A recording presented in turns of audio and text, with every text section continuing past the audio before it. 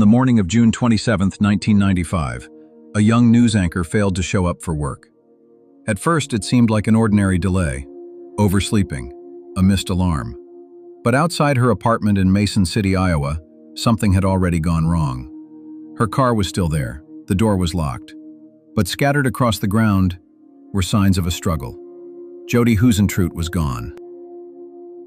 There are cases that refuse to fade, stories suspended in time, lives interrupted, without warning, without explanation. What remains are fragments, a final movement, a final contact, a silence that remains. Jodi Huisentruit was 27 years old.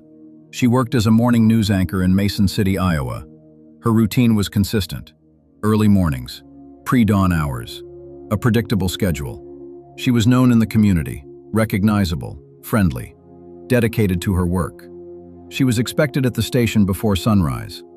But on June 27th, she never arrived. Jodi had built a life around her career. She had recently moved into a new apartment. She stayed active, social, and connected. Friends described her as outgoing, focused, driven. There was nothing in her life that suggested she was planning to disappear. No warnings, no sudden changes. Nothing that pointed to what would happen next. That morning, Jodi was scheduled to begin work early. When she didn't arrive, a coworker called her apartment. Jodi answered. She sounded tired. She said she had overslept and that she was on her way. That call would be the last confirmed contact. When Jodi didn't arrive after the call, concern grew. Police were sent to her apartment. What they found changed everything. Her red Mazda Miata was still in the parking lot. Nearby, her belongings were scattered.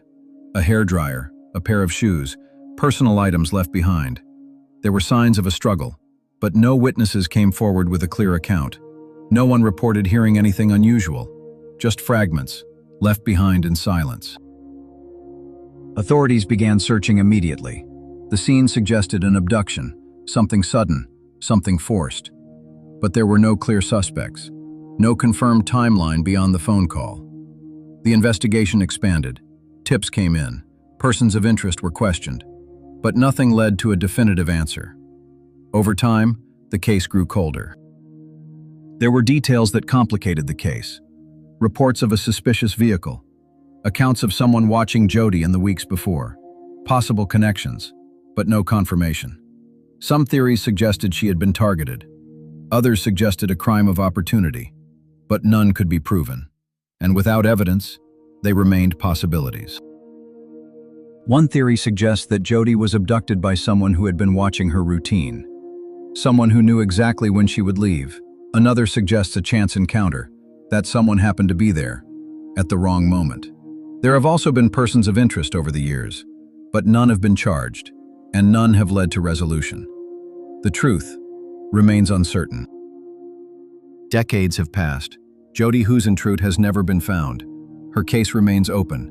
Her family continues to seek answers, and investigators continue to revisit the evidence, hoping that something overlooked might finally speak. In a quiet apartment parking lot, there were signs of what happened, but not enough to explain it. Just scattered evidence, a broken routine, and a morning that never began.